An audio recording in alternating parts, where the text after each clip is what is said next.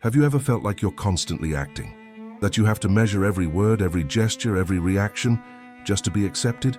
Most people live this way, stuck in an invisible role they've learned to play in order to fit in. But what if I told you there's a point at which these expectations stop affecting you, a point at which you no longer have to prove yourself to anyone? Carl Jung didn't call this being unattainable, but that's exactly what happens when you start living guided by your essence and not by masks. You don't become cold or superior. You just stop being manipulable. Criticism doesn't paralyze you. Pressure doesn't shape you. The gaze of others stops being a mirror. It becomes just a reflection. In this video, we'll understand what really happens when you reach this point. What needs to be faced, overcome, and integrated so that your mind can finally free itself. Jung left us a map for this, and today we're going to follow it step by step. Before you start, make sure you're subscribed to the channel.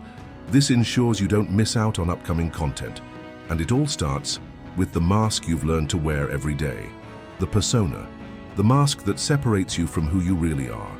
Since childhood, we learn that certain attitudes are right and others are wrong, that there is one way to act in public and another at home. Little by little, without realizing it, we start putting on masks to protect ourselves, adapt, and be accepted. Carl Jung called this social construct a persona, the face we show to the world, often very different from who we really are inside. The persona is not a villain. In fact, it is necessary. Without it, we would not know how to behave at a formal dinner, in a job interview, or even in a new relationship. The problem arises when we confuse the persona with who we really are, when we begin to identify so much with this role that we stop listening to our own inner voice. Think about how many times you have swallowed your own opinions to maintain harmony. How many times you have smiled without meaning to, just to appear friendly. How many times you have dressed, spoken, or acted not by choice, but out of fear of not being accepted. This is the persona operating on automatic mode. And when this mode becomes permanent, emotional fatigue is inevitable. On social media, this is amplified. People share idealized versions of themselves, fueling a culture of appearance and approval. The digital persona becomes a suit of armor, pretty on the outside but heavy on the inside. And the more we reinforce this persona, the further we move away from our center. The authentic self is silenced. This disconnection creates an internal noise, a dissatisfaction that is difficult to name, but that manifests itself in anxiety, mental exhaustion, and a feeling of not belonging.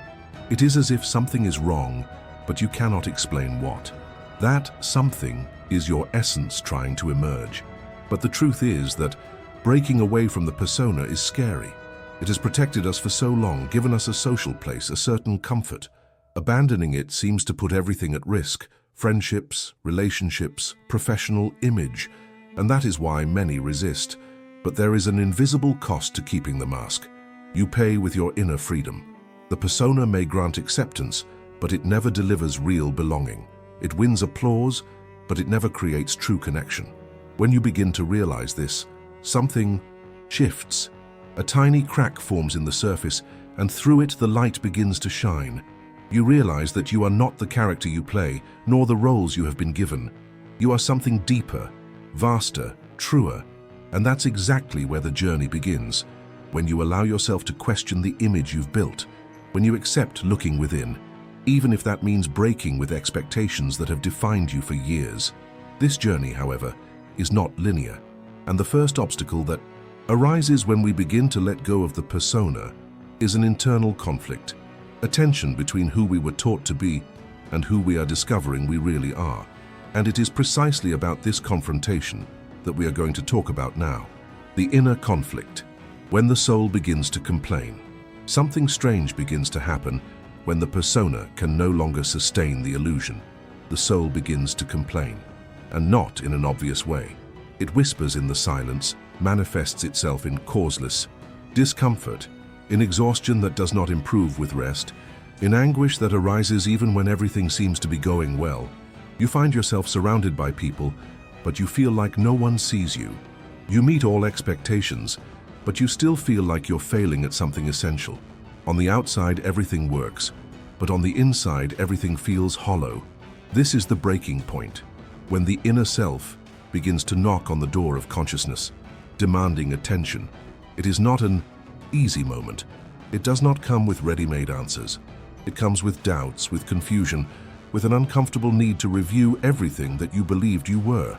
At this stage, it is common to experience what many call an existential crisis. But this crisis is actually an invitation, a call to step out of the surface and dive into one's own being. It is as if life is saying, it is time to stop pretending and start living for real. You begin to realize that many of the decisions you've made were based on fear of disappointing others, rather than on a desire to honor yourself. You discover that many of your accomplishments came not from a place of passion or purpose, but from anxiety and a need for validation. And that hurts. But this pain is necessary. It is proof that something in you is still alive, still wants to grow, still wants truth. If this part of the journey resonates with you, take this opportunity to support the video with a like. This helps me understand that this type of content resonates with you and allows it to reach more people who are also on this quest. The pain of disconnection is the first sign that your authenticity is trying to emerge, and it comes not just to cause suffering, but to warn you. You can no longer live in discord with your own soul. But to move forward, you have to do something few have the courage to do. Look at the parts of yourself that have been rejected, ignored, or feared. And that's when many give up. Because what's coming next isn't pretty, nor is it easy. But it is transformative. The next step on the journey is confronting the shadow. That which you hide, not only from others, but especially from yourself. And that's exactly what we're going to talk about next. The shadow. What you hide from yourself controls you. Most people think they know themselves, but the truth is that we only see what we are brave enough to accept. Everything else, what we deny, repress, or consider unacceptable, goes to a dark place inside us. Carl Jung called this place the shadow. The shadow is not the evil side of the personality. It is simply everything that has been excluded from our consciousness because at some point we learned that it was ugly, shameful, dangerous, or undesirable. It can be anger, selfishness, envy, but it can also be power, sensuality, ambition, or creativity. Anything that did not fit into the image we created of ourselves. From an early age, we hear phrases like, "Don't be angry, that's ugly. Be nice and don't cry." And so we hide parts of ourselves, not because they are bad, but because we think they would make us rejected. But hiding doesn't make these parts disappear. They continue to act, but unconsciously. The shadow manifests itself in the judgments we make of others. When something about someone really irritates us, it is often a reflection of what we deny in ourselves. It also appears in behaviors that we cannot control. Outbursts, sabotage, addictions, compulsions. It is as if a hidden part takes the wheel of our lives at the most crucial moments. And the most dangerous thing is that the more we ignore the shadow, the more it controls us. It acts behind decisions, distorts relationships, and undermines self-esteem. Unrecognized fear can turn into disguised aggression.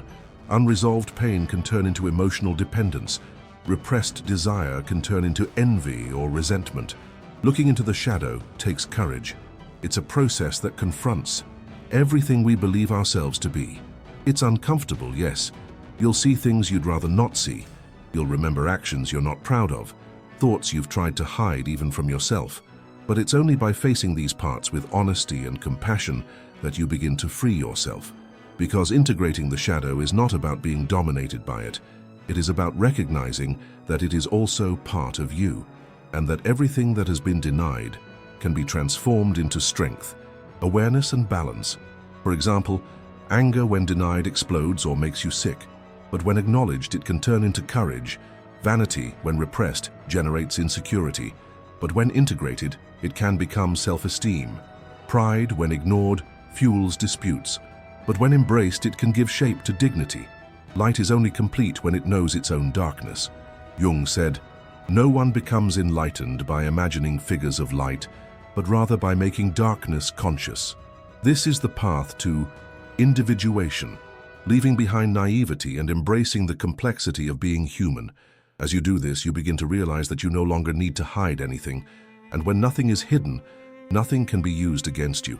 It is at this point that you become untouchable, not because you are above your emotions, but because you have made peace with them all.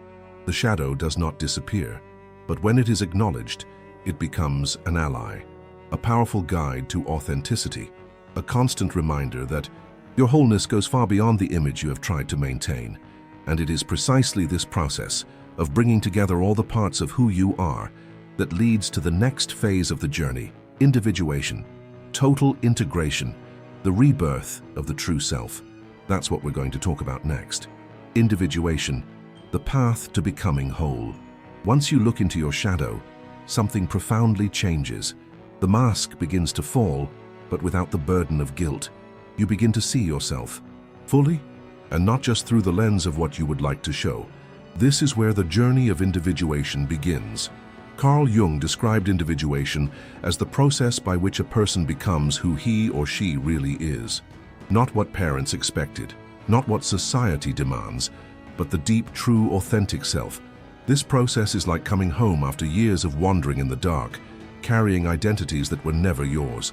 To become an individual is to integrate all the parts: the persona, the shadow, the unconscious desires, the traumas and the powers. It is to stop living in internal conflict and to start inhabiting one's own center. It is not about eliminating defects or becoming someone perfect. It is the opposite, accepting imperfection as part of the whole. Think of it this way: a tree doesn't choose which branches it will grow. It allows itself to grow whole, with crooked branches, dead leaves, and flowers too. Individuation is this organic inner growth that happens when you stop pruning who you are to fit into external expectations.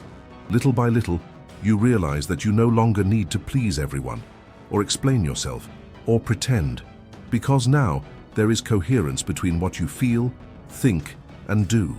This coherence generates strength, a silent but solid strength. At this point, your decisions start to change. You stop acting out of fear and start acting out of truth. You stop comparing yourself because you understand that your journey is unique. You stop trying to convince others because you are finally convinced of who you are. But be careful. The process of individuation has no end.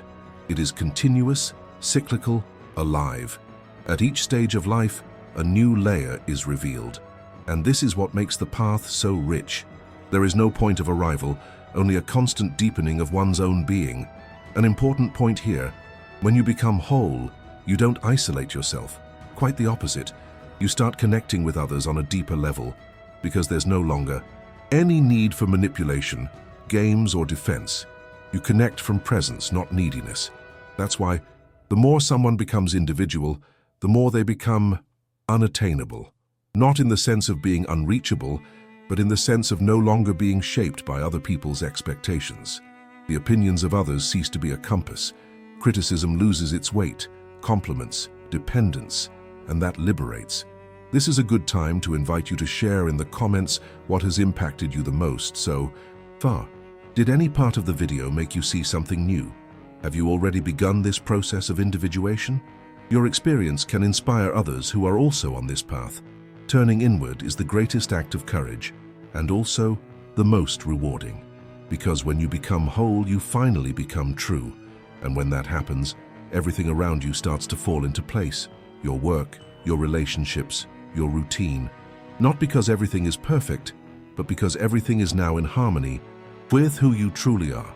Individuation is the foundation of inner freedom, and it is this freedom that allows you to become emotionally unattainable. But what exactly happens when you get there? When you no longer react to external pressures, criticism, or manipulation? That's what we're going to explore now. What really happens? When you become unattainable, transformation doesn't happen overnight. It's subtle. One day, you realize that something that once shook you deeply now doesn't have the same effect. That criticism that once left you in doubt no longer finds an echo. The pressure that once paralyzed you now only causes a slight silence. Something has changed. You have become unattainable. But be careful. Being unattainable does not mean being indifferent, arrogant, or emotionally cold. On the contrary, you still feel, you still care. Only now you feel from your own essence, not from external expectations. If before your emotions were automatic reactions to everything around, They arise from within with balance. What really happens when you become unattainable is that you become centered. Your focus is no longer on the outside world, it's on yourself. The pressures are still there, but they lose their power. The outside voices are still talking, but you hear your own voice more clearly. This changes everything. You start making more conscious choices. You no longer act to please or protect yourself, but because it is in line with what you believe. Your relationships become more genuine. There is no more room for games or manipulation. If someone approaches you, it is because they are aligned with who you are, not with the image you projected. The opinions of others lose the control they once had over you. And not because you have become insensitive, but because you have understood that each person sees the world from their own wounds, beliefs, and limitations. Criticism says more about the critic than it does about the person being criticized. When you truly understand this, nothing can bring you down. You also start to say no with ease, without guilt, without long excuses, simply because you recognize your own limits and respect them. And for the first time, you experience what it's like to be whole with yourself, without needing applause, approval, or explanations. Another clear sign of this transformation is peace, not the absence of problems, but the presence of an inner silence that remains even in the midst of chaos. It is as if something inside you is constantly saying, "Everything is okay, I know who I am." And the most beautiful thing about all this, you start to inspire others, effortlessly. The mere fact that you exist authentically already serves as an invitation for others to do the same. You stop being a reflection of the world and become a mirror of truth. Of course, this new attitude also brings changes. Some people move away, some situations no longer make sense, but these losses don't hurt like they used to, because now you know everything you need to move on is inside you. And even with all this strength, you remain human. You still make mistakes, you still feel fear, you still hesitate. The difference is that now you don't judge yourself for it. You embrace yourself, you listen to yourself, you respect yourself, and that, more than any external achievement, is the true sign that you have become unattainable. But this freedom comes at a price, a cost that few are willing to pay. And that's what we're going to talk about now. The losses along the way, the price of being yourself. Being yourself comes at a cost, and as liberating as it is, it's important to be honest. This path comes at a price. When you start living authentically, some relationships fall apart. Not because you become a worse person, but because you stop sustaining connections based on pleasing, giving in, or hiding. People who were used to your adapted version may be bothered by your truth. They will feel that you have changed, and in fact you have changed, or rather you have gone back to being who you always were, but had learned to hide. This change scares those who still live in disguise. Some spaces will no longer make sense. Superficial conversations will seem empty. Certain company will weigh on you.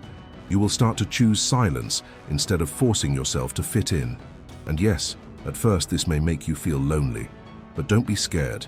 This emptiness is fertile. It is in this emptiness that new, deeper, and more real bonds will begin to blossom. And over time you realize that these losses were actually liberations in disguise. Each separation makes room for something more consistent with your new vibration. Each end of a cycle is a pruning that allows new growth.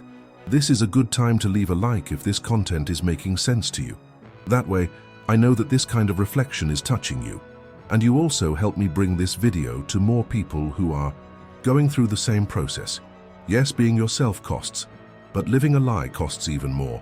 The difference is that the first cost frees you, the second imprisons you. And when you choose to pay that price, you discover something valuable. Nothing in the world is worth more than living at peace with who you are. The power of living without masks. Living without masks is not about showing everything all the time. It is about no longer having to hide who you are. It is about escaping the prison of other people's expectations and returning to the center of your own being. Carl Jung said, "He who looks outside dreams, he who looks inside awakens." And this awakening is silent. It doesn't need applause or an audience. It reveals itself in small daily choices, saying what you think with respect, setting limits without guilt, accepting your shadows without shame. In the end, being unattainable is not about building walls, but about building foundations. It is not about avoiding the world, but about standing firmly in it. It is about knowing that you can listen to criticism without becoming destabilized. It is about loving without being annulled. It is about existing without asking permission. If this journey spoke to you in any way, subscribe to the channel to continue exploring these topics with me. Here the path is always inward, and with each step, closer to your truth. The question that remains is simple, but profound. Who are you when no one is looking?